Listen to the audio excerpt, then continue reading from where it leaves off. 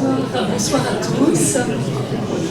Nous sommes à nouveau très heureux de vous accueillir dans notre paroisse pour commencer véritablement la lecture de l'évangile de Luc avec notre conférencière Karine Heller. Les textes étudiés pendant la soirée sont habituellement connus des paroissiens car ils se réfèrent au temps de l'Avent. Beaucoup de fidèles prient le Magnificat ou le Benedictus de Zacharie, père de Jean-Baptiste. C'est pourquoi il est important de se laisser surprendre par de nouvelles perspectives et de ne pas juste attendre ce que l'on sait déjà. Karine nous amènera à nous poser, par exemple, la question de savoir comment comprendre le refus de croire de Zacharie. Voilà. Et pourquoi Joseph est-il absent dans l'annonce faite à Marie? Marie en particulier nous aidera à poser des questions avec audace, de ne pas craindre à s'ouvrir à quelque chose d'inattendu, de nouveau, que Dieu crée dans nos propres vies. Absolument. Bonne conférence avec Karine. Merci Catherine. Bon, alors, allons-y. Chapitre 1. D'accord? Vous voyez les photos. Nous commençons avec le temple de Jérusalem. Donc, l'évangile de Luc a la particularité de s'ouvrir au temple de Jérusalem et de se clore au temple de Jérusalem. C'est très intéressant. Donc, alors que Luc est un écrivain qui est un écrivain venant de, non pas d'un milieu juif, il est d'un milieu païen, mais il est extrêmement, comme je disais la dernière fois, un sympathisant des juifs et il connaît très bien l'Ancien Testament. Donc la vue que vous avez là, c'est celle que vous connaissez d'aujourd'hui. C'est l'esplanade du temple avec la mosquée Al-Aqsa. Et là, vous avez le temple comme il était au temps de Jésus.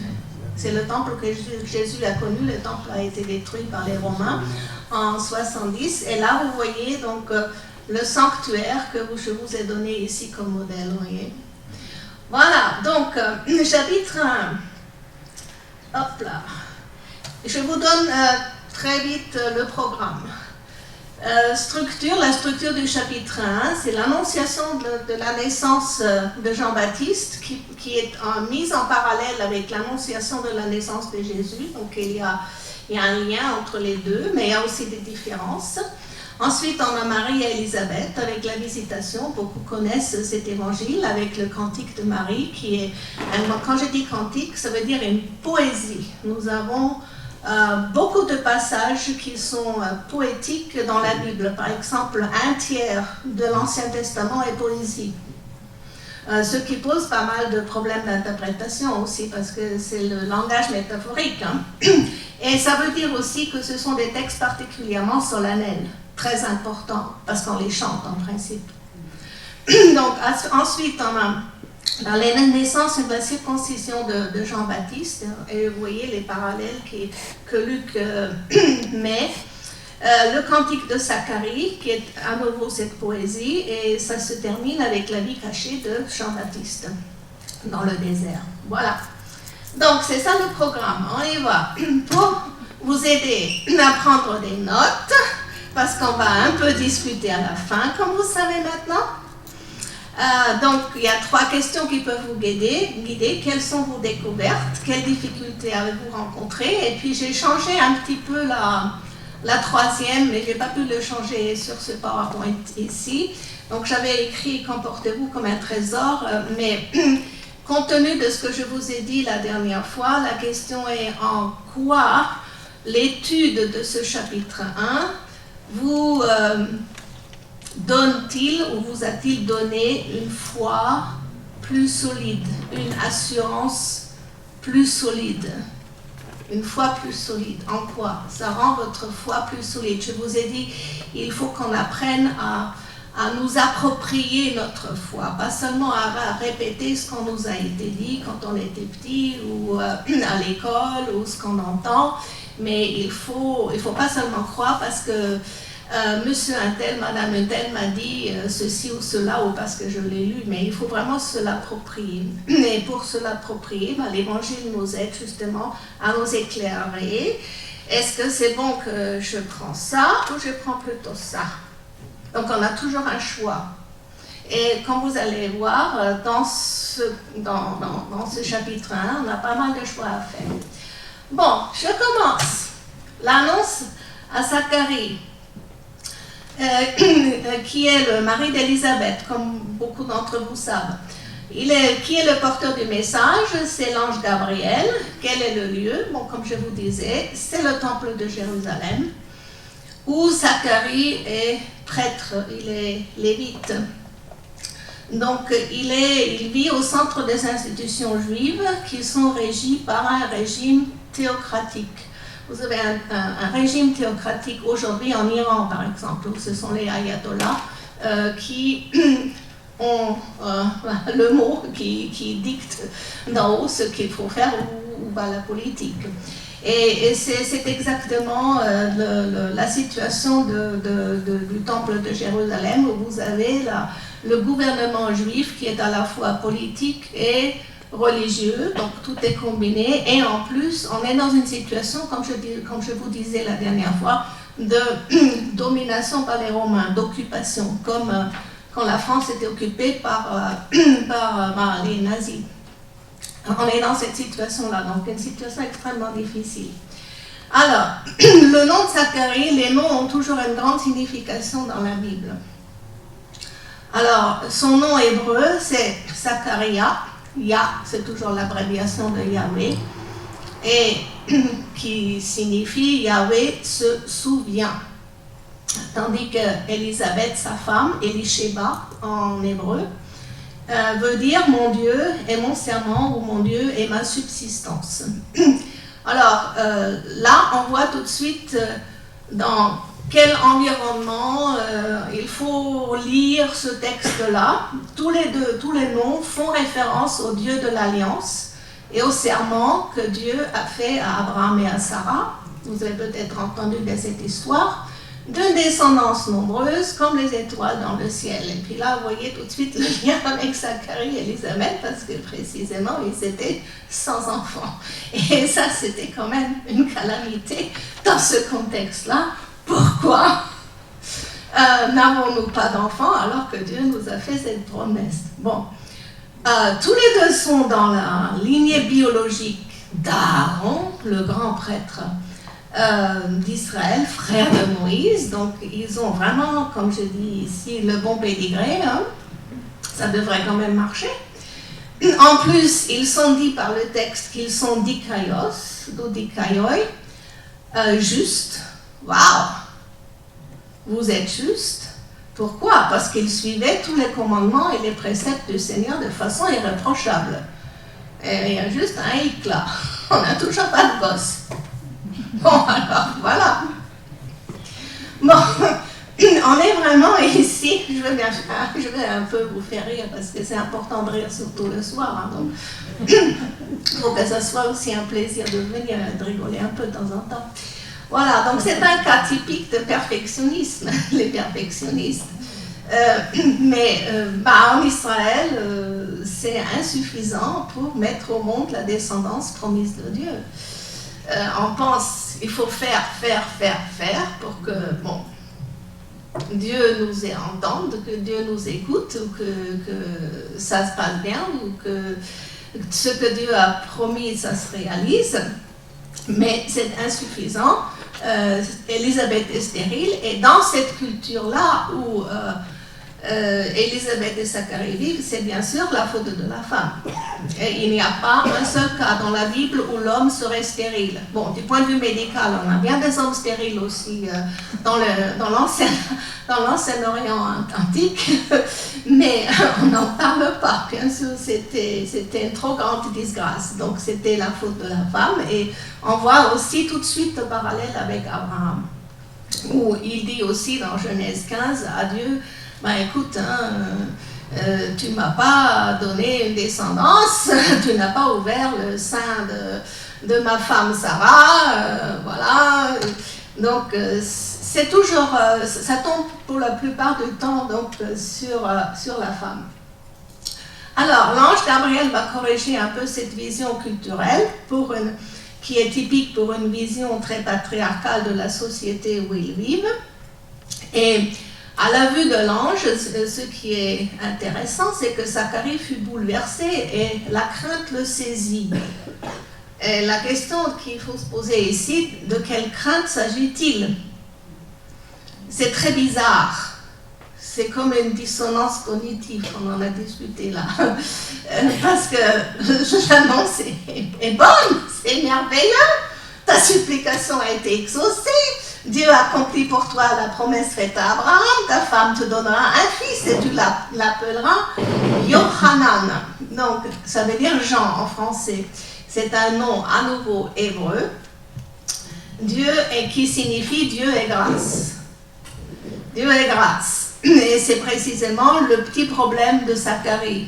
Il a beaucoup de mal à comprendre que même quand Dieu promet quelque chose, Dieu n'est pas obligé de nous le donner immédiatement tout de suite, mais il faut le recevoir comme une grâce, comme quelque chose que nous n'avons pas mérité. Donc ils sont justes, ils font tout ce qu'il faut, mais la seule chose qui leur manque, c'est cette ouverture à la foi, à la grâce de Dieu, à recevoir la grâce de Dieu, à accueillir Dieu.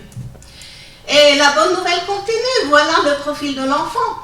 Il sera grand devant le Seigneur, il ne boira pas de vin, ni boisson forte, comme déjà le grand juge, comme le grand prophète et dernier juge d'Israël, Samuel, qui était aussi dans le sanctuaire.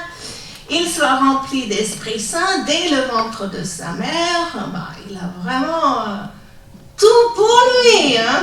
Il marchera devant le Seigneur avec l'esprit et la puissance du prophète Élie. Alors, on ne peut pas avoir de meilleure référence pour cet enfant-là. Beaucoup de bonnes fées se sont penchées sur cet enfant-là. Et Zacharie devrait comprendre, puisqu'il est expert en écriture. Hein. Bon, malgré les prières de Zacharie et d'Élisabeth, et ces très nombreuses références à l'écriture dont Zacharie est un expert, dans l'institution mère du judaïsme, il est vraiment l'expert des écritures. Là, vous le voyez avec un grand rouleau de la Torah dans les mains. Donc, il a étudié ça pendant des décennies et des décennies. Donc, malgré ça, il continue à refuser de croire comme Abraham. Abraham, il a mis du temps aussi. Hein. Donc, la Bible dit qu'il avait plus de 100 ans. Enfin, il avait à peu près 100 ans quand il a commencé quand même un peu à avoir la foi. et puis, bon, ils ont conçu ensuite Isaac. Et c'est exactement le même cas. Croire quoi? C'est très simple. Ce que Dieu promet, Dieu l'accomplit gracieusement. Donc, il faut se poser la question, qu'est-ce que Dieu m'a promis à moi, à vous, à chacun de vous? C'est exactement la même chose. Si vous ne savez même pas ce que Dieu vous a promis, je dis ça tout le temps à mes étudiants, si vous ne savez même pas ce que Dieu vous a promis, comment voulez-vous vivre votre vie chrétienne? Puisque la vie chrétienne, c'est vraiment de recevoir l'accomplissement de ce que Dieu nous a promis. Bon, alors bon... regardez du côté du baptême un petit peu, donc il y a des choses que Dieu nous a promis. Bon, alors, il doit donner le nom de Jean, qui précisément lui rappelle ça, qui lui rappelle, et c'est la seule chose qui te manque, c'est d'avoir cette ouverture pour recevoir de Dieu, parce que Dieu ne te doit rien, mais tu reçois une promesse. Et la seule chose que tu peux faire, c'est de croire et d'espérer. C'est déjà le cas d'Abraham. Alors, quels sont les obstacles à sa foi? Il faut de temps en temps aussi se poser la question à nous, quels sont nos propres obstacles de grandir dans notre foi? Peut-être, vous pouvez vous dire, oui, ma foi est toujours la même depuis que j'ai 5 ans ou 10 ans, ou quelque chose comme ça. Mais enfin, la foi est quelque chose qui, normalement, grandit. Bon, alors... raison numéro 1, pourquoi elle refuse de croire. Il le dit, comment vais-je savoir que cela arrivera? Eh bien oui. Ce qu'il ne comprend pas, alors qu'il est expert en écriture, c'est que le signe qui lui permettrait de voir que vraiment Dieu accomplit sa promesse, c'est d'avoir un bon après-midi, une bonne soirée avec sa femme. Hein? C'est quand même pas très compliqué. Hein? Bon, sa vie est faite. Enfin, il est vieux, il le dit, il va le dire après. Hein? Rien vraiment qui le stimule dans son service au temple. Il y a une routine dans le temple. Bon, on fait toujours la même chose, on ne voit pas très bien où Dieu nous conduit. Et puis, est-ce que ça a un sens? Il n'y a plus rien à entendre. Parfois, on a des espèces de dépression spirituelle, si vous voulez. Bon, et la deuxième raison, je l'ai déjà un peu... Voilà, ça y est. Il dit à l'ange Gabriel, je suis un vieillard et ma femme est avancée en âge. Bon, en langage plus libre français, je suis à court de libido et en plus ma femme n'est plus jeune. Bon, c'est pas pour arranger les choses. Et c'est exactement le même problème chez Abraham. Hein? Dans le chapitre 18 de la Genèse, où Abraham dit, maintenant que j'ai 100 ans, est-ce que je vais encore connaître le plaisir? Et puis Sarah, elle dit la même chose. Hein. Maintenant, mon mari qui est si avancé en âge, voilà. Donc, on voit très bien qu'ils sont complètement sur le cycle biologique. Tout est sur le cycle biologique. On croit au cycle biologique, mais pas à Dieu, qui est le créateur du cycle biologique. C'est ça le problème. Et le cycle biologique, d'une certaine façon, on peut le manipuler, on peut le, surtout maintenant avec la médecine moderne et tout, pour se donner ce qu'on veut. Toujours très difficile de recevoir quelque chose par grâce. Bon, alors, le refus de croire a pour conséquence de rendre Zacharie stérile. Il devient stérile dans le sens qu'il ne pourra plus parler. Donc, il ne pourra plus donner, à la fin de l'office, la bénédiction. Il ne pourra pas clore le culte d'Israël. Et ça, c'est quand même très embêtant pour un prêtre d'une divinité qui a créé toutes choses par sa seule parole. Ça c'est quand même une stérilité qui est assez difficile. Et là, on a une sorte de renversement. Là, tout à coup, il se rend compte, oui, il y a un problème ici. Donc, la crainte de Zacharie est d'admettre que son pouvoir ne réside pas simplement dans sa nature masculine, mais dans le pouvoir de Dieu. Et c'est ça notre difficulté aussi. Hein. On voudrait toujours tout faire comme on veut, puis Dieu il nous donne la petite bénédiction par-dessus. J'appelle ça de donner un peu d'eau bénite, quoi, voilà, pour que ça marche bien. Mais en fait, on est sûr que ça marche parce que c'est nous qui l'avons décidé, mis en route, et puis on a tiré toutes les ficelles. Donc, il faut recevoir ce pouvoir de Dieu avec foi, peu importe que l'on soit homme ou femme. Et ce n'est pas uniquement un problème de la femme, c'est aussi un problème de l'homme. Et là, on a une parfaite égalité entre les deux. Et pour Abraham et pour Sarah, c'était déjà la même chose. Bon. Élisabeth, au contraire, reconnaît que ce que le Seigneur a fait pour moi en ces jours où il a posé son regard, je vais revenir à cette expression, Dieu a posé son regard pour effacer ce qui était ma honte devant les hommes. Dieu l'a libérée de cette honte culturelle et sociale dans laquelle elle a vécu pendant des décennies et des décennies. Probablement, elle a fait un tas de fausses couches.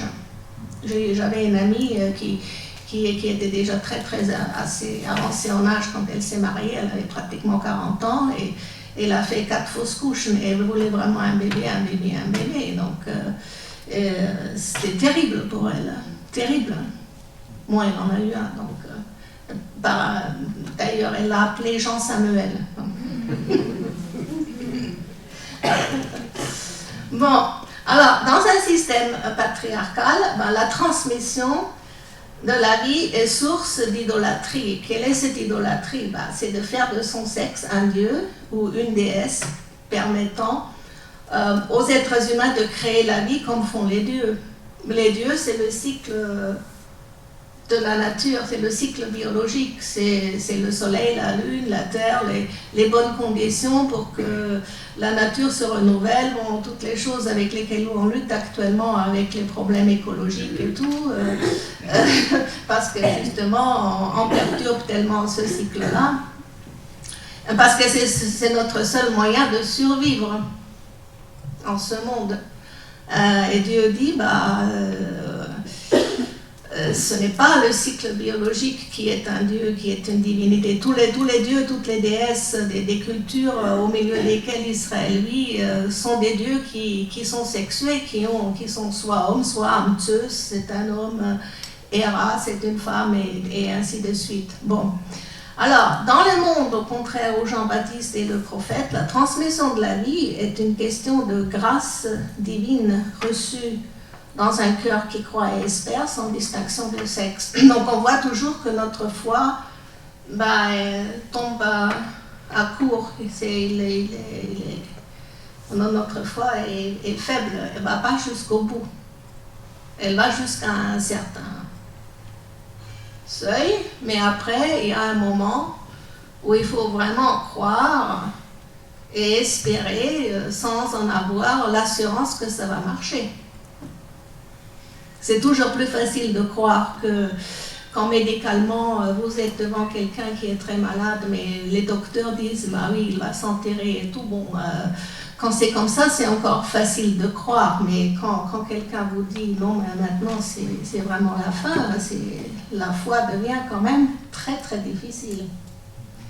Bon, c'est ça la difficulté. Alors, l'annonce à Marie, femme de Joseph. À nouveau, on a le messager, l'ange Gabriel. Le lieu, c'est pas le temple prestigieux de Jérusalem, siège du pouvoir.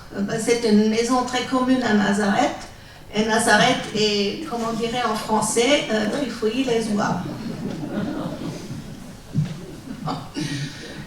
Que peut-il venir quelque chose de bon de Nazareth, dit Nathanaël à son copain quand le copain lui dit on a trouvé le Messie. Ah bon, il vient d'où? De Nazareth, quoi? Rien de bon, il peut sortir de Nazareth.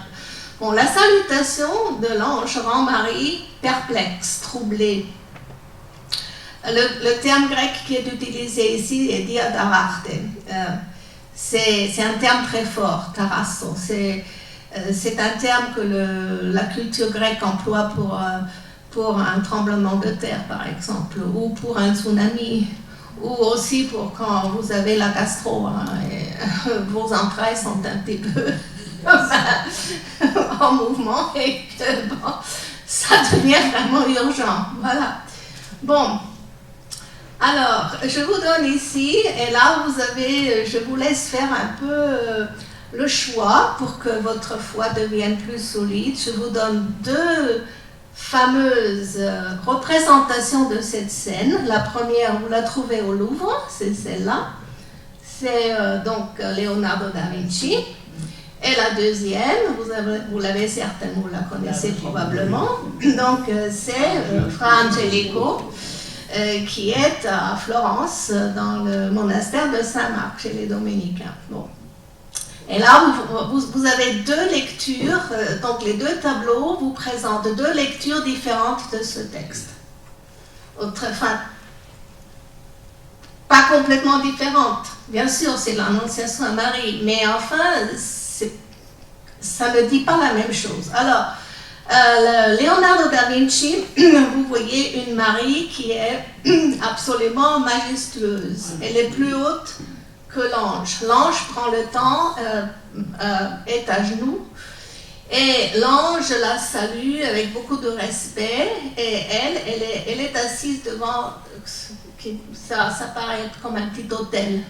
Et sur l'autel, vous voyez un pupitre avec la Bible. Et là, elle a la main sur la Bible, elle a les mains ouvertes. C'est une femme qui cherche, qui lit les Écritures, qui est très actif, qui connaît quelque chose, quoi, qui a une très très bonne éducation. Tandis que Fra Angelico, bon, alors là c'est un peu différent. Alors ça c'est une petite fille, l'ange il ne s'agenouille pas, mais ça donne l'impression qu'il vient en passant, quoi. Il est un peu pressé. Et puis avec le doigt, elle pointe sur elle. Et elle, en réaction, tout de suite, elle fait le geste qu'on apprend à toutes les petites filles sur beaucoup de continents dans ce monde. Quand un homme paraît quelque part, mettez tout de suite les mains comme ça en signe de soumission. C'est ça. Bon. Alors, on n'a bien sûr pas de table, on n'a pas d'hôtel, pas de mise en scène. Et puis la Bible, elle est là. Elle tombe, la Bible, c'est un tout petit livret.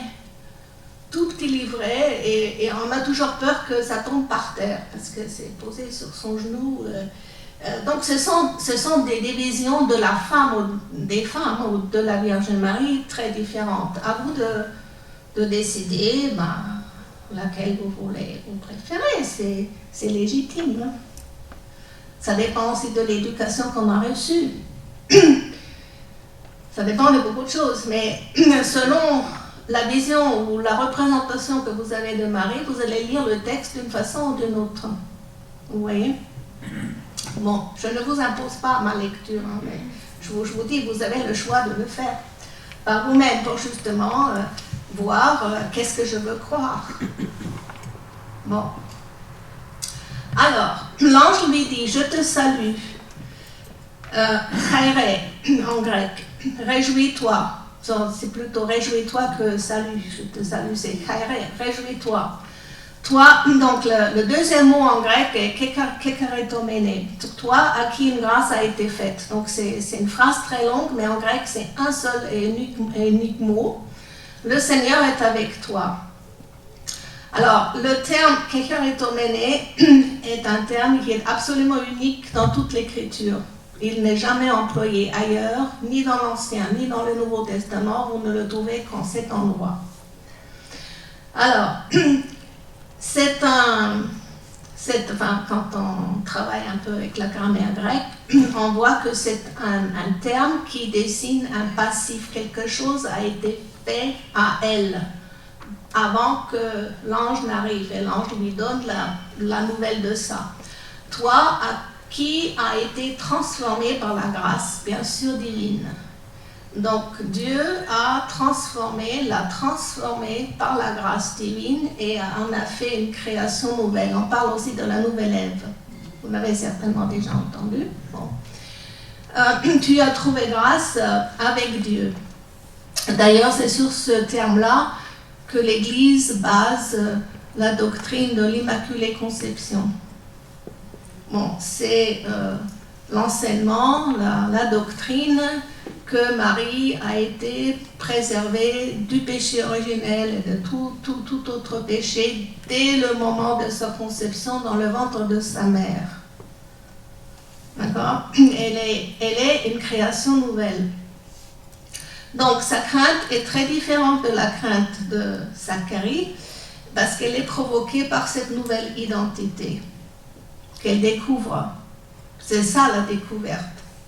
Donc avant de parler de Jésus, l'ange d'abord parle à elle et d'elle. Et sa crainte c'est pourquoi m'appelle-t-il comme ça? Est-ce que ça signifie quelque chose de bon, de mauvais? Qu'est-ce que c'est? Je ne connais pas, qu'est-ce qui m'arrive? Donc c'est bien, elle veut savoir. Bon, ça se comprend. Alors, le message de l'ange est une révélation qu'on appelle une révélation en 2 étapes. Alors, je vais d'abord parler de l'étape numéro 1 qui va des versets 31 à 33 et qui a une très, très claire continuité avec l'Ancien Testament. L'ange lui dit, tu deviendras enceinte, tu enfanteras un fils, tu lui donneras le nom de Jésus, il sera grand et sera appelé fils du Très-Haut. Et le Seigneur Dieu lui donnera le trône de David, son père. Il régnera sur la maison de Jacob éternellement et son règne n'aura point de fin. Mon mari qui connaît l'Écriture, par la liturgie quotidienne, parce qu'elle étudie, c'est une femme qui a une éducation. Les versets rappellent tout de suite l'annonce de l'ange à la femme de Manoah, dans le chapitre 13 du livre des Juges, qui est la mère de Samson, qui est un sauveur juge en Israël. Les versets sont aussi une reprise de la promesse divine faite à David dans le deuxième livre de Samuel, chapitre 7, et les versets sont dans la ligne des prophéties qui se réfèrent au Messie, au roi d'Israël. Tous les rois en Israël sont appelés Messie, oint. Donc il n'y a pas qu'un seul Messie, mais chaque roi en Israël était oint. Parce que oint, Mashiach en hébreu, c'est que celui qui a reçu l'onction royale. Et donc ces versets se réfèrent au peuple messianique. Elle est fiancée avec un homme de la maison de David. Donc, elle est dans la ligne de ces femmes qui ont eu un ange qui leur a dit qu'elles vont enfanter un enfant qui sera de la race royale. On voit ça déjà dans Isaïe aussi. Donc, il y a beaucoup de choses qu'elle peut comprendre tout simplement. Bah oui, c'est comme c'est écrit dans l'Ancien Testament. Donc, elle lit les paroles de l'ange dans ce contexte. Bon, l'ange lui dit il sera grand, c'est comme pour Jean-Baptiste, c'est le même vocable, le même mot. Il sera appelé fils du Très-Haut. Bon, fils du Très-Haut, c'est un titre qui est très commun. Il est appliqué à tout le monde en Israël. Prenez le psaume 82. J'avais dit Dieu dans ce psaume, vous êtes des dieux, vous êtes tous des fils du Très-Haut. Jésus d'ailleurs a cité ce psaume dans l'évangile de Jean comme argument contre quand les pharisiens l'accusent en disant oui, toi tu te dis fils de Dieu. Bah, je dis bah oui, il n'y a pas de problème, c'est écrit déjà dans l'Ancien Testament, pourquoi être pas content? Voilà, bon, voilà. Et puis, cependant, vous mourrez comme des hommes, vous tomberez comme un prince quelconque et tout. Donc, mais tous, vous êtes des fils du Très-Haut. Donc, c'est pas quelque chose de bouleversant. Hein. Pour Marie qui connaît les Écritures, tu lui donneras le nom de Jésus. Jésus qui est Josué. Yehoshua, l'abréviation de Yehoshua en hébreu, c'est Yeshua, donc Jésus. Qui signifie Dieu sauve. Et Josué était le nom du successeur de Moïse, celui qui va faire entrer le peuple de Dieu après l'exode dans la terre promise, comme Jésus va nous faire entrer dans la terre promise qui est non pas le pays d'Israël, mais le royaume des cieux, ce que Jésus va appeler le royaume des cieux. Donc jusqu'à ce point, le message de l'ange n'a rien de spécial ou d'étrange pour Marie, qui connaît les Écritures, comme je vous disais, à travers la liturgie juive pratiquée dans la vie quotidienne.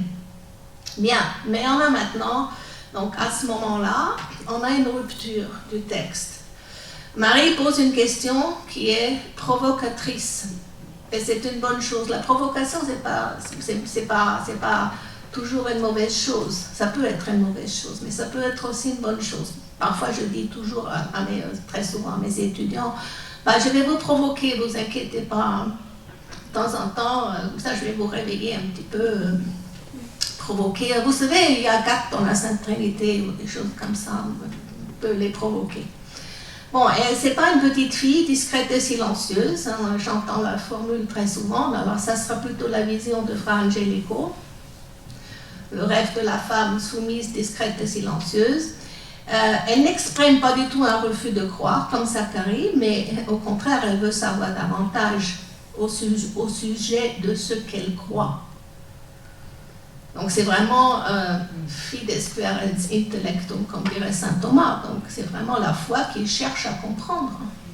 Et ça, c'est une très bonne chose. Poser des questions, si vous ne savez pas, et pour beaucoup de mes étudiants, c'est une espèce de libération, parce qu'on leur a toujours dit, très souvent dit dans leur communauté, il faut croire exactement ce qui t'a été dit. Et puis tout à coup, ils se rendent compte dans mes cours, ils peuvent poser toutes les questions qu'ils veulent. C'est parfait, au contraire, c'est souhaité. Même à Dieu, ils viennent me voir et me disent, est-ce que je peux demander des questions à Dieu même? Je dis oui, absolument. par rapport à, quand je lis quelque chose dans la Bible, je ne comprends pas, mais je dis oui, absolument, on a un très bon exemple, Marie le fait, je veux savoir davantage. Bon, alors quelle est la question? Comment cela se fera-t-il puisque je ne connais point d'homme? Bon, l'Église s'est beaucoup aventurée à inventer un vœu de virginité qu'elle aurait fait, enfin, vous voyez, dans le milieu du Moyen-Orient antique. Il n'y avait pas de vœu de virginité pour aucune femme, sauf pour le Vestal. Bon, il y en avait 6 dans tout l'Empire romain. Autrement, c'est ça, non. Bon, a-t-elle conscience d'une autre manière de concevoir que par une relation sexuelle? Marie était une jeune fille normale, vivant à Trifouilly-les-Oies, mais même si elle vivait à Trifouilly-les-Oies, elle savait très bien comment on faisait les enfants. Bon, elle peut très bien savoir quelque chose sur les déesses parthénogénétiques dont le culte est très très répandu dans l'Empire romain. Là, vous avez peut-être, si vous regardez un peu vite, vous pouvez dire « Ah ben c'est la Vierge Marie avec Jésus. » Si vous regardez un petit peu plus près, vous voyez que le bébé, il a des petites ailes. Ça. Non, c'est Aphrodite, c'est la déesse de l'amour grec. C'est une statue du IVe siècle avant Jésus-Christ, hein, avec son fils Eros. Donc, Marie habite 10 km de Séphoris. On a fait beaucoup de fouilles à Séphoris et ça nous a permis de mieux connaître l'environnement dans lequel Jésus lui-même a vécu à Nazareth. Je vais parler un petit peu plus de Séphoris dans la dernière conférence là, que je vous donne, parce que ça va être Jésus à Nazareth. Parce que Séphoris était une capitale qui était construite de toutes pièces par Hérode Antipas, qui était le grand gouverneur, roitelet plutôt. Et il voulait ça dans le dernier style grec, la dernière mode, donc super luxe, sauna, machin et tout, palais. Bon, et on a trouvé à Séphoris, par exemple, ce qu'on a appelé la Vénus de Galilée, qui peut-être est une représentation d'une déesse parthénogénétique. Alors, c'est quoi ces déesses parthénogénétiques? Ce sont des déesses qui représentent un lourd principe féminin. Elles conçoivent sans partenaire masculin. Elles sont fondamentalement bonnes et bienveillantes parce qu'elles ne vivent jamais dans une relation de rapport de force avec des hommes. Elles sont vénérées par des hommes comme par des femmes parce qu'elles sont bienveillantes pour tout le monde. Alors, vous avez Isis, par exemple, qui est une très fameuse Aphrodite. Vous avez Artémis à Éphésus. Marie va un jour terminer sa vie, selon la tradition de l'Église, à Éphésus. Éphésus est le grand centre de pèlerinage de l'Artémis d'Éphésus, qui est une déesse parthénogénétique. Donc, elle peut avoir entendu parler de ça. Elles sont vierges, mais rédemptrices.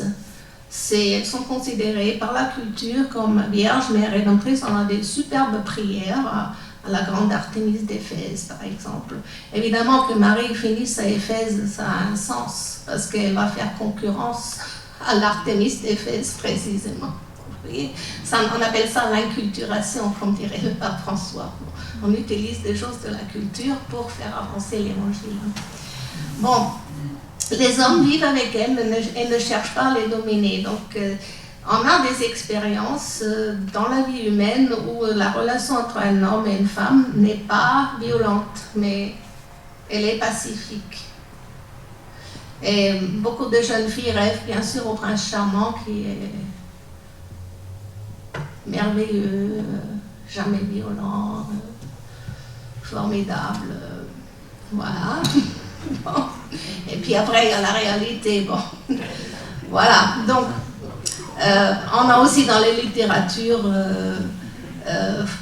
italiennes, françaises, Renaissance et tout, vous avez Béatrice dans la Divine Comédie qui guide au paradis au XIXe siècle. C'était l'éternel féminin dont on rêve. qui est la maman italienne, qui est toujours cette bonne mère. Vous avez le culte de la Bonadea partout dans l'Empire romain. La Bonadea, c'est la bonne mère. Bon, on en a une à Marseille, mais on avait déjà la bonne mère partout dans l'Empire romain, qui était une déesse parthénogénétique, toujours généreuse avec la corne d'abondance et qui vous donnait prospérité, bonheur, adoucissait vos blessures et tout et tout. Bon, donc elle a pu entendre parler de ça. Alors, et c'est là où va se produire une rupture avec l'Ancien Testament. Bien sûr, Marie ne verra pas, ne sera jamais une déesse parthénogénétique. L'ange répond à la question de Marie en disant, il lui explique, Marie veut savoir, bon ben voilà, le Saint-Esprit viendra sur toi et la puissance du Très-Haut te couvrira de son ombre. C'est pourquoi le Saint-Enfant qui naîtra de toi sera appelé non plus fils du Très-Haut, mais fils de Dieu. Ça là, l'honneur, la rupture, ça change. Donc l'ange exprime la conception de Jésus en termes non sexuels. Ça n'a rien à voir avec le sexe ou avec le cycle, avec tout ce que j'ai pu lire là-dessus dans les dernières décennies, toutes les hypothèses qu'on a échafaudées pour représenter cette conception de Jésus. Bon, l'ange a simplement recours aux récits bibliques qui sont bien connus de Marie, comme par exemple Exode 40, 34. Alors la nuée couvrit la tente du rendez-vous et la gloire de l'Éternel remplit le tabernacle, la tente ou le sanctuaire que Dieu a commandé Moïse d'établir dans le désert. Marie en connaît l'expression Marie, arche de l'Alliance, sanctuaire où Dieu habite. Ou aussi dans la Genèse 1, versets 2 et 3, la terre était informe et vide, il y avait des ténèbres à la surface de l'abîme et l'Esprit de Dieu se mouvait au-dessus des eaux. Et Dieu dit, donc l'Esprit de Dieu, le terme grec, le terme hébreu, et reprend le mouvement d'un oiseau qui bat les ailes sur les œufs qu'il couve. C'est ça. C'est ça qu'il y a derrière la métaphore de l'esprit mouvé au-dessus des eaux et créé ainsi. Et le terme hébreu pour Dieu, on a beaucoup de noms de Dieu dans l'Ancien Testament. Et là, le premier nom avec lequel Dieu est désigné dans l'Ancien Testament, ce sont les premières lignes de la Bible. Ruach Elohim, traduit souvent par l'Esprit de Dieu, c'est un mot composé. Ruach, esprit, vent, souffle. Elohim, c'est un nom pluriel de Dieu, donc il faudra le traduire littéralement des dieux. Les dieux. Et c'est inscrit ici dans le S, hébraïque Shalom, ce sont des puissances divines où c'est une pluralité qui vit dans une paix parfaite. La tradition chrétienne a repris cette représentation-là. Je vais vous en montrer une qui vient d'Allemagne. C'est une trinité. Elle a été... donc c'est un fresco d'une église en Bavière. Et elle a été datée, donc la représentation de la Trinité a été datée à 1390, donc fin du XIVe siècle et donc 15e siècle. Ça s'appelle une Trinité triandrique. On a représenté la Trinité avec des visages d'un être humain.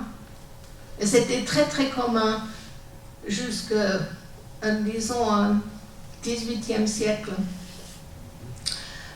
Et puis vous voyez, donc c'est relativement facile à reconnaître. Donc là, vous avez le Père, Dieu le Père avec la barbe blanche, Jésus avec la barbe plus juvénile, et puis au milieu, vous avez le Saint-Esprit qui est un homme et une femme.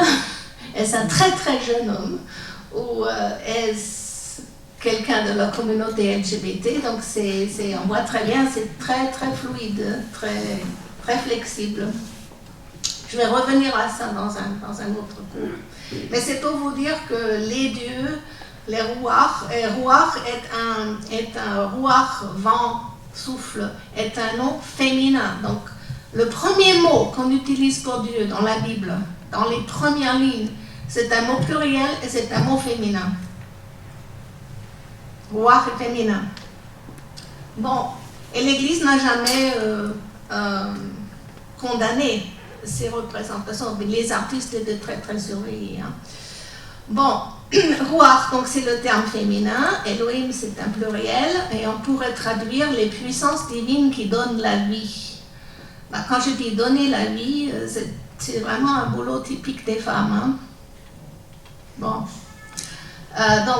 Mais elles ne donnent pas la vie de façon sexuelle, mais par la simple puissance du verbe, de la parole, qui peut être une voix féminine, masculine, celle d'une personne de la communauté LGBT, ça n'a aucune importance au-delà des genres. Marie ne sera jamais, bien sûr, une déesse parthénogénétique ou une projection des rêves et des désirs humains d'une femme idéale comme l'éternel féminin, mais c'est quand même intéressant de voir un peu que dans la Bible, et je parle uniquement de la Bible, ça n'a jamais été condamné par l'Église, nous avons un certain nombre de représentations, métaphores féminines, et c'est important de ne pas les ignorer, c'est tout. Parce que s'ils sont là, si ces métaphores sont là, ça a un sens pour ceux qui ont écrit ce texte qui est reconnu comme un texte inspiré par Dieu et canonique. D'accord? Donc, elle est vraiment une femme réelle, et pour Joseph, et c'est ça qui est la nouveauté, mais seulement Luc ne va pas nous le dire, c'est plutôt Matthieu qui nous le dit. Elle va être origine d'une nouvelle manière d'être époux et père. Elle va, par la nouvelle situation que Dieu crée pour elle, ça va affecter son Joseph. Et ça va l'affecter dans sa manière d'être époux et mère, qui est très différente de celle de la culture dans laquelle tous les deux vivent. La culture dans laquelle Marie et Joseph vivent, une femme mariée se dit en hébreu Béolat Baal. Vous trouvez le terme en Deutéronome 22-22. Quand vous traduisez le mot littéralement, ça veut dire une femme qui appartient à un homme, à un Baal. Baal est le terme seigneur ou mari. Il en est le propriétaire, comme c'est toujours le cas dans la loi islamique, par exemple, aujourd'hui. Bon, le texte, bien sûr, suggère plus qu'il n'explique, parce qu'à l'époque où le texte a été écrit, tout le monde savait ça. Jésus ne s'est pas marié parce que dans sa culture, ça aurait voulu dire qu'il devient le propriétaire d'une femme. Et ça, pour Jésus, c'était incompatible. Bon.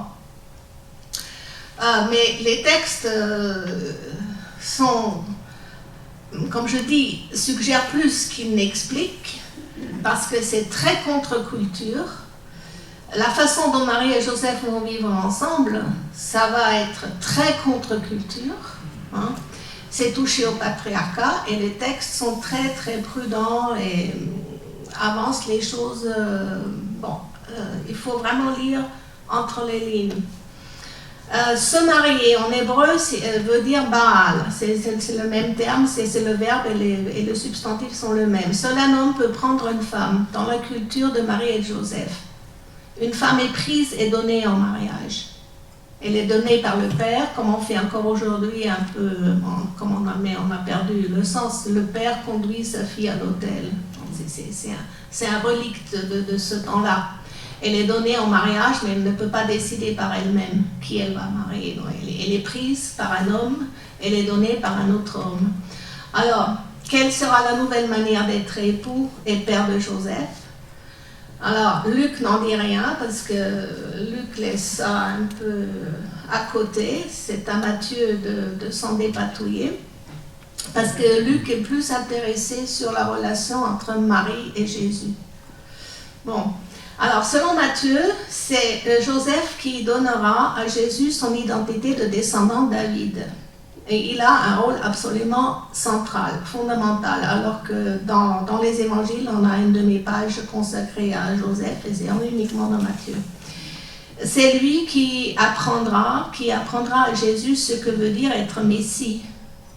Parce que Jésus, il est appelé à être le Messie, comme on l'a vu dans l'Annonciation. Bon, alors, dont l'activité principale est de bâtir une maison pour Dieu, comme on peut lire dans l'Ancien Testament. Ce sera lui qui bâtira une maison à mon nom, et j'affirmerai pour toujours le trône de son royaume. C'est le boulot du Messie, de bâtir une maison pour Dieu. Bon, Dieu déjà commence à le dire à Salomon, et ça a été toujours maintenu en Israël. Joseph qui est un charpentier, et pas un plombier. Ok? Voilà. Et fils de David. Bon, il est vraiment la personne qu'il faut pour apprendre à Jésus son futur métier. C'est lui qui apprendra ce que veut dire la prophétie à Osée, d'Égypte j'ai appelé mon fils, parce qu'ils vont fuir en Égypte. Et Dieu dit, bon, tu vas apprendre l'histoire de ton peuple Israël. Donc, c'est Joseph qui va l'introduire dans ce monde pour que Jésus un jour puisse être reconnu comme fils de David. Joseph ne sera pas père par les lois biologiques, mais par la foi tout court, comme Marie deviendra aussi par la foi tout court mère de Jésus. Bon, contrairement à Zacharie, Marie ne demande pas un signe, c'est l'ange qui lui en donne. Le signe est la grossesse très tardive d'Élisabeth et la parole de l'ange qui lui rappelle ce que Dieu a déjà dit à Sarah. Rien n'est impossible à Dieu. Bon, signes et paroles ont pour but, dans le cas de Marie, de renforcer Marie dans son identité d'être cette kecharitomene, cette nouvelle création, cette en hébreu, alors je prends le terme du chapitre 2 de la Genèse, où on a l'Ève, quand Dieu crée l'Ève, Dieu crée l'Ève comme l'ézer kenegdo, c'est la formule hébraïque dans le chapitre 2. C'est la force tournée ou la force correspondante à l'homme pour la tâche pour laquelle Dieu les a créés. Et Luc va beaucoup plus insister comment Marie va être cette force tournée pour vivre avec Jésus qu'avec Joseph. Donc l'accent est moins sur Joseph que sur cette relation-là, sur la relation entre le nouvel Adam et la nouvelle Ève. Bon, parce que le nouvel Adam, Jésus, on va l'apprendre dans le chapitre 2, donc dans 15 jours, que Jésus va entraîner Marie dans bien des épreuves. Bon, il va falloir qu'elle soit forte. Et donc l'ange la confirme dans cette foi. Et là, vous voyez comment Marie elle-même, elle a commencé à investiguer. Et Luc dit, il a écrit cet évangile pour qu'on puisse investiguer et réaliser que ce qu'on croit, c'est vraiment solide. Et c'est ce qu'elle fait précisément. Et c'est ça qui rend Marie solide. Donc, on a la visitation. Je vous donne deux peintures. L'une est des frères Salimbeni, et vous le trouvez dans l'oratoire de Saint Jean-Baptiste d'Urbino.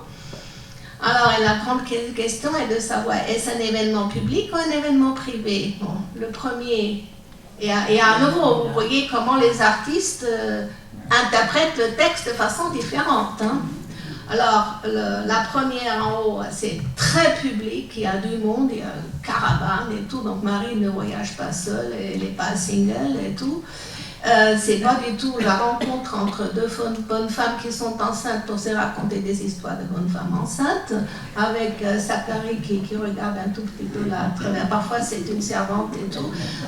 Et là le message est déjà très clair. Tout ce qu'elles disent les bonnes femmes, c'est pas intéressant. Vous pouvez passer au chapitre suivant.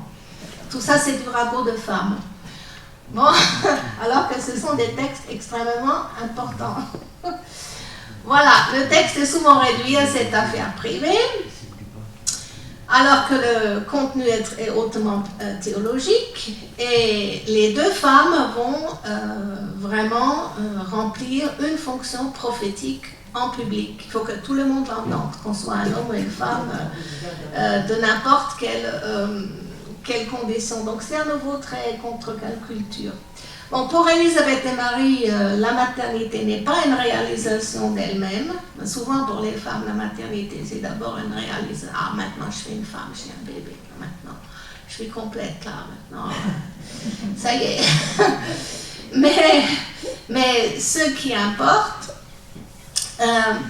c'est qu'elles sont des protagonistes essentiels d'un programme qui ont des implications politiques, sociales, religieuses dans l'histoire conduite par le Seigneur. Et c'est ça le contenu de leur dialogue. Alors, Élisabeth parle remplie d'Esprit Saint, elle parle au nom de Dieu, avec l'Esprit de Dieu. Elle bénit Marie pour sa foi, non pas pour sa maternité biologique. Ah, le beau bébé que tu as fait, c'est pas ça. Mais bienheureuse, toi qui as cru. Heureuse celle qui a cru, parce que les choses qui lui ont été dites de la part du Seigneur auront leur accomplissement. Marie répond par les Magnificat, que vous connaissez, dans lequel elle anticipe prophétiquement le programme de libération que Jésus va un jour remplir. Donc elle est vraiment celle qui est précurseur, qui prépare ensemble avec Jean-Baptiste le chemin du Seigneur. Et c'est là où Marie tire ce Magnificat de son expérience, d'une prise de conscience, d'une libération. Il y a 2 semaines, quelqu'un d'entre vous m'a dit à la fin, « Ah, c'était vraiment quelque chose qui m'a libérée. Venant ici, ouf, ça a changé quelque chose, ça m'a vraiment, ouf, j'ai respiré, libéré. » Voilà, c'est ça. Marie a fait cette expérience de libération quand l'ange lui dit qu'elle est transformée par la grâce divine. Bon, elle répond donc par mon âme exalte le Seigneur, mon esprit se réjouit en Dieu mon Sauveur. Elle appelle Dieu son Sauveur, repris par la formulation dogmatique de l'Immaculée Conception. Elle a été sauvée de façon anticipée, mais à cause des mérites de son Fils mort sur la croix et ressuscité. Donc Jésus est aussi mort et ressuscité pour elle, mais sa grâce, c'est que cette grâce-là que nous avons reçue dans le baptême, elle l'a reçue au moment de sa conception dans le sein de sa mère. Bon, donc Dieu reste aussi son sauveur. Elle n'est pas une déesse. Elle a besoin d'être sauvée comme vous et moi. Bon, parce qu'il a jeté les yeux, là, vous voyez le terme « jeter les yeux », comme dit Élisabeth, même terme, sur la bassesse. C'est un mot grec très difficile à traduire en français. Tapeinosis, de sa servante, bon, je l'explique un petit peu ce que le terme veut dire. Elle ne confond pas sa bassesse avec une absence d'estime d'elle-même qu'on inculque très vite aux jeunes filles. Quand les jeunes filles sont un petit peu indépendantes, moi j'étais très, très indépendante et mon père voulait que je sois très, très, très indépendante jusqu'à la puberté. Donc là, j'étais vraiment... Et puis après la puberté, il aurait fallu que je suis capable de rien. Là, j'aurais dû dire, il faut que tout attendre de mon futur mari et tout et tout. Bon, sa bassesse, c'est pas ça. La bassesse, c'est pas de dire je suis une incapable. Mais sa bassesse exprime cette libération des pouvoirs mondains. C'est le pouvoir du péché, dont l'orgueil est un aspect principal, même l'aspect principal. C'est l'orgueil. Bon, et nous, on lutte contre cet orgueil-là, souvent en nous rabaissant. Mais c'est pas ça, la bassesse. C'est vraiment d'être créé par Dieu, comme ça a été fait pour Marie. Elle a été préservée du péché, et le péché, c'est bien sûr l'orgueil. Ce sont les pouvoirs politiques, militaires, manipulatrices, c'est tout, comme on peut les voir aujourd'hui à la télé. Bon, son expérience de Dieu qui donne vie libère Marie, libère en Marie de ses paroles prophétiques qui portent sur l'œuvre de Dieu, qu'elle a elle-même d'abord vraiment vécue, elle est expérimentée, et Dieu constitue vraiment Marie comme un sujet. Elle n'est pas soumise à Dieu, qui la dominerait, comme on voit dans le Fra Angelico, et c'est là où elle va dire: il a déployé la force de son bras, il a dispersé ceux qui avaient dans le cœur des pensées orgueilleuses, c'est les fameuses pensées secrètes, vous vous rappelez. Il a renversé les puissants de leur trône, il a élevé les humbles, il a rassasié de bien les affamés, et il a renvoyé les riches à main vide. Ça sonne un petit peu comme le grand remplacement qu'on a eu pendant la campagne présidentielle pour les élections, mais c'est pas ça que Marie veut exprimer. Bon, il ne faut pas se méprendre quant à la tonalité guerrière, parce que vraiment, ce sont des termes extrêmement forts. Elle exprime une sagesse qu'on trouve déjà dans l'Ancien et le Nouveau Testament, et qui est que Dieu résiste aux orgueilleux, mais il fait grâce aux humbles. Pas aux humbles qui se rabaissent eux-mêmes, mais aux humbles qui n'ont rien d'autre que de se laisser regarder par Dieu. Et Dieu, à miséricorde, vient à eux avec miséricorde et les transforme. C'est ça qui compte. Bon, il ne s'agit pas de reprendre la revanche sur les méchants qu'on écrase. Ça, c'est souvent... j'ai lu beaucoup d'interprétations communistes de ces textes-là. Parce que c'est un peu, on envoie les riches, on prend les propriétés, on les donne aux pauvres, et puis la spirale continue. Hein. Bon, mais elle anticipe prophétiquement ce qui va être l'action majeure du règne messianique. Donc elle va préparer ce que sera le règne de cet enfant qui lui a été promis. Ce règne messianique mis en place par son fils qui vient dans le monde. Pourquoi? Non pas pour régner comme Poutine le fait actuellement, comme on peut voir à la télé. Jésus ne va pas mettre son règne messianique en place de cette manière-là.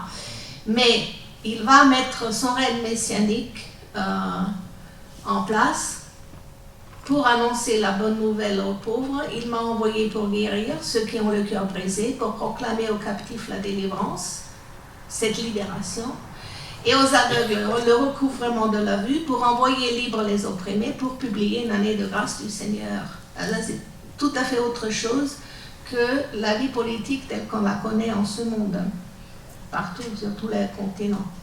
Bon, en agissant ainsi, Jésus va provoquer à son tour la révélation d'un cœur capable de donner l'hospitalité à Dieu, comme Marie l'a fait, ou d'un cœur qui s'endurcit quand Dieu agit. On peut aussi refuser, bien sûr.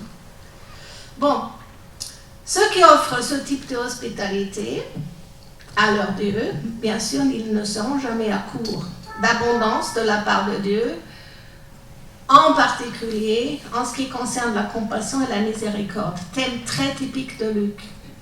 Mais le grand problème est de savoir, est-ce qu'on veut vraiment ça? Est-ce qu'on veut vraiment recevoir un Dieu prodigieux en compassion et en miséricorde, qui est un Dieu inséparable d'une femme transformée par la grâce divine? Et c'est pour ça que je mets cette icône-là, c'est une icône Marie orante. C'est pas une Marie enceinte, mais elle est vraiment l'arche de l'alliance, elle est vraiment le tabernacle.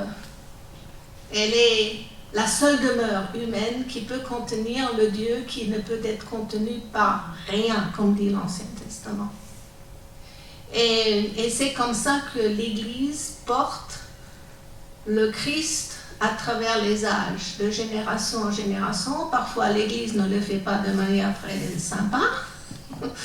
Bon, peut y avoir des problèmes, mais enfin, c'est quand même comme ça qu'on devrait porter le Christ à travers les siècles jusqu'à la fin du monde. Et le problème, c'est de recevoir les deux. Bon, allez hop. Vas-tu t'en aller? Merci. Bon, Marie, comme je vous disais, est la personnification d'un Dieu qui restera à jamais un enfant faible, vulnérable, et dont le pouvoir ne sera jamais dominateur, à la manière des despotes de ce monde. Bon, alors, Zacharie, après un temps de maturation dans son fameux silence, Zacharie reconnaît finalement sa foi a maturé et il reconnaît que Dieu a visité son peuple, thème extrêmement important dans Luc, l'hospitalité dans Luc. Il exprime le fruit de sa maturation dans le cantique. Pour lui, la libération de Dieu est encore celle de la libération de nos ennemis, de tous ceux qui nous haïssent, écrasés. Mais il va quand même un peu revenir de ça. Et sa réflexion dans ce très long cantique débouche sur la mission de son fils, qui le fils clarifiera à sa manière le type de règne messianique que Jésus va établir. Donc c'est pour ça que dans une église orthodoxe, l'iconostase, vous avez toujours la porte, vous avez Jean-Baptiste d'un côté et Marie de l'autre.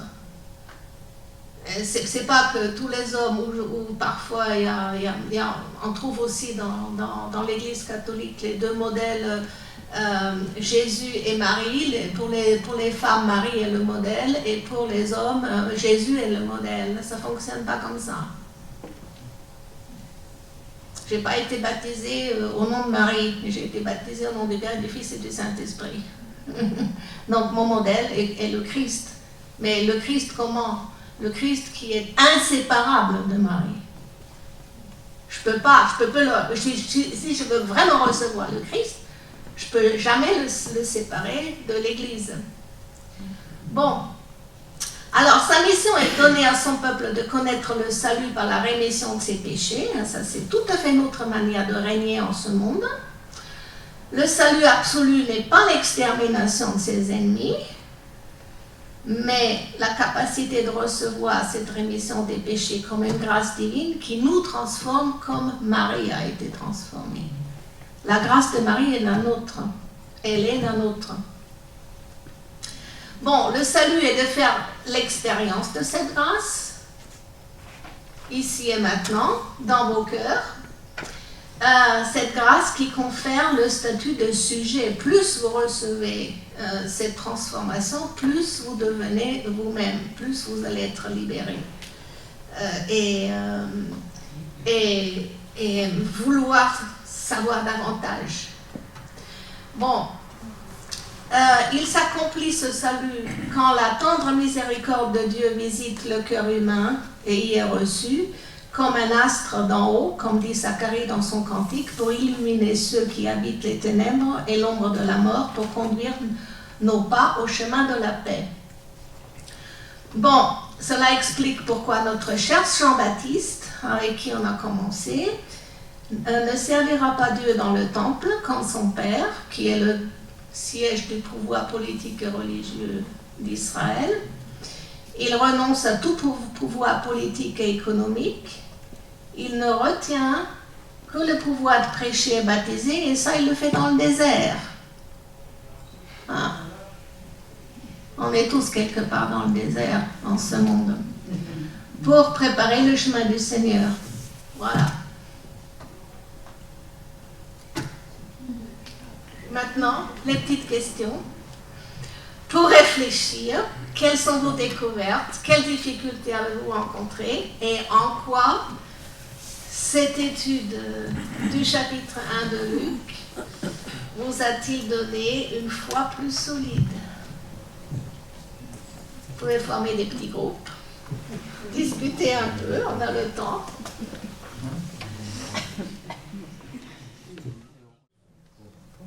Personne ne veut parler. Bon, alors. On va ouvrir le débat. Oui. Quand vous disiez tout à l'heure que Marie était une fille de famille simple, mais qui était quand même bien éduquée. Moi, je crois qu'il faut rappeler que les Juifs étaient particulièrement bien occupés, quel que soit leur milieu, et qu'ils passaient leur temps à étudier la Bible. Et que ça ouvre considérablement l'esprit. Bien sûr, en Nazareth, on a une synagogue. C'est très important. Et la synagogue a été animée par les pharisiens, parce que les pharisiens étaient des laïcs qui étaient donc entraînés, formés par le temple de Jérusalem et tout, et puis ensuite envoyés pour justement enseigner le peuple, absolument, oui. Et puis, il faut quand même voir un peu ce que c'est la liturgie juive. Je sais pas, moi j'ai vécu avec, je connais, j'ai beaucoup d'amis juifs, donc et je sais ce que c'est une liturgie juive, une liturgie pascale juive, ou même la liturgie, disons, du jour, ça fait un petit peu comme la liturgie des heures chez nous, enfin bon, si on le fait vraiment sérieusement. Et c'est pour tout le monde, hein. Et c'est pas seulement pour les garçons. Même si les femmes n'avaient pas d'accès d'avoir des positions d'enseignantes à Jérusalem au temple, là c'était exclu, mais enfin on leur donnait quand même une bonne éducation. Voilà, autre chose. Partagez pour le bien commun. Qu'est-ce qui arrive? Qu'est-ce qui a surgi dans vos petits groupes? Un commentaire. Qu'est-ce qui vous a frappé? Qu'est-ce que vous emportez? Beaucoup, mais il y en a tellement. Enfin, moi, je ne peux pas les sélectionner. Hein. Il y a des tas de choses qui me semblent nécessaires pour s'exprimer ou demander quelles questions peut-être. Ben, moi, j'arrive pas. Moi, il y en a trop. Il y en a plein. Il faut prendre par un petit bout, et puis après un autre petit bout, et puis un autre petit bout. Voilà. Vous voyez, donc j'ai fait 15 images comme ça, un bout par l'autre, et puis... C'est tout à fait. Il faudrait avoir déjà noté quelque chose. Ah oui. Voilà. Oui. Il y a... En fait, ce qui est revenu, c'est la porte que vous nous donnez sur la transformation de Marie. Oui. Qu'on va reprendre. Parce que c'est quelque chose, c'est une porte ouverte pour nous. Très bien, super. Ça c'est magnifique. C'est vraiment le trésor que vous emportez, je suppose. Très bien. C'est nouveau. C'était nouveau pour vous. Oui, ça. Et aussi le fait qu'elle mette en place le règne messianique Oui. de son fils. Ah bah oui. J'ai trouvé ça fantastique. Ah, c'est fantastique, hein. Et c'est tellement visible quand je vais vous conduire à travers le chapitre 4, parce que c'est là où Jésus va prendre ce texte-là. Et sa mère, elle a déjà préparé le chemin comme Jean-Baptiste va le faire. Et c'est pour ça que j'ai fini avec cette superbe icône-là, où je vous dis, l'Église d'aujourd'hui, elle est comme cette femme fragile, et battue par tous les vents, pas toujours facile, mais c'est avec courage qu'elle porte cet enfant, ce Dieu qui veut rester un enfant, qui ne s'identifie pas au potentat, ceux qui dominent ce monde. Et c'est ça notre vocation de chrétien, c'est quelque chose d'absolument magnifique.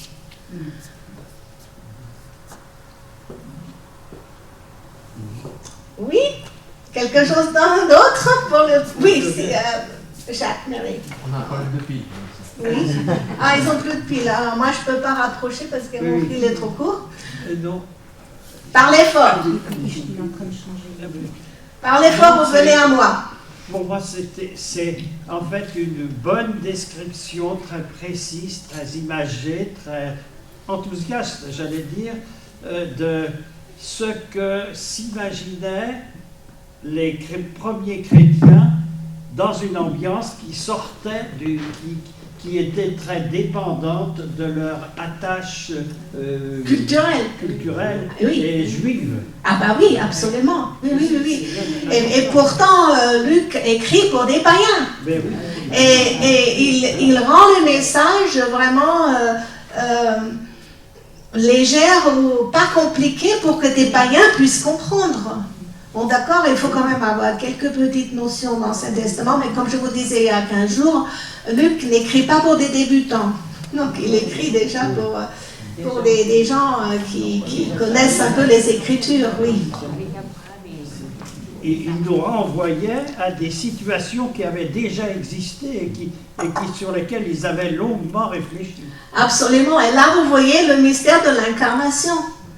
vraiment la parole de Dieu, elle tombe pas comme ça du haut, mais elle vient beaucoup plus d'en bas à travers la culture qu'on va confronter des choses anciennes pour en tirer des choses nouvelles à cause d'une nouvelle parole qui a été dite ou d'une action qui a été accomplie.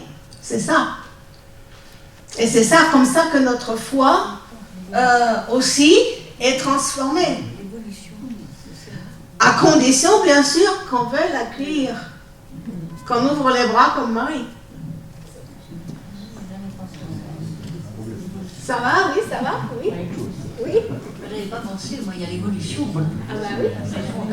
Ah bah oui, c'est pour ça que je vous demande de réfléchir à qu'est-ce qui a rendu votre foi plus solide? Qu'est-ce qui vous a confirmé pendant cette heure et demie en vous disant « Waouh, oui, je suis du même bois que Marie, Jean-Baptiste, Jésus. » Zacharie, Élisabeth, je suis du même bois. Ce qui est intéressant, c'est ce que vous avez expliqué Oui. par rapport à Zacharie et Marie. Oui. Comment Ce qui est intéressant, c'est ce qui a été expliqué par rapport à Zacharie et Marie. Zacharie qui ne croit pas, Marie qui croit, qui pose des questions.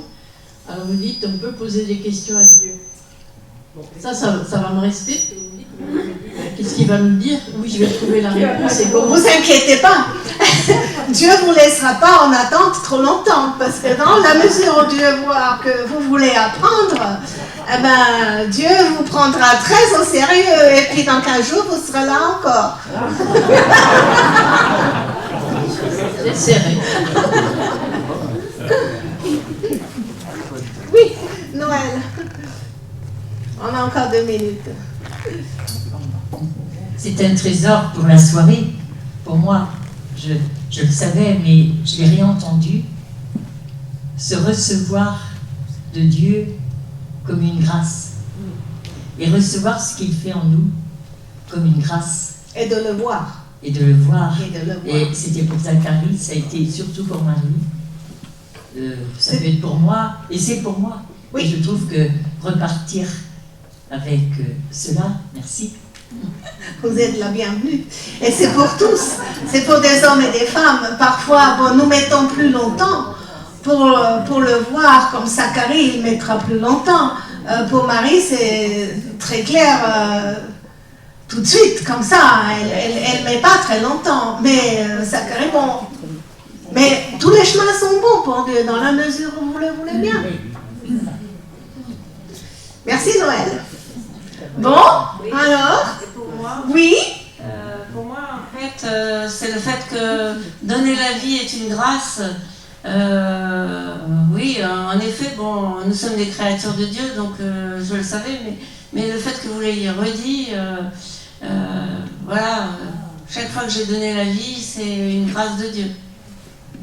Voilà. Bon, ben c'est aussi important de nous donner cette solidité dans la foi en communauté. Vous voyez, comme c'est important de venir physiquement, heureusement dans le présentiel maintenant, pour justement trouver cette ferme assurance dont Luc parle. Bon, alors on a terminé. Est-ce que Catherine dit un petit mot d'adieu? Une religieuse? Ah bah, des religieuses donnent la vie aussi, mais non, que Dieu donne la vie sans... C'est bon. Merci Karine de nous avoir partagé votre regard sur ce premier chapitre de l'Évangile de Luc. Nous nous donnons rendez-vous donc pour le chapitre 2 dans 2 semaines. Noël. Ça va être 4 Noël à 20h30. Un grand merci d'être venus nombreux ce soir. Un merci particulier à Philippe, notre directeur technique, voilà, sans qui rien ne serait possible.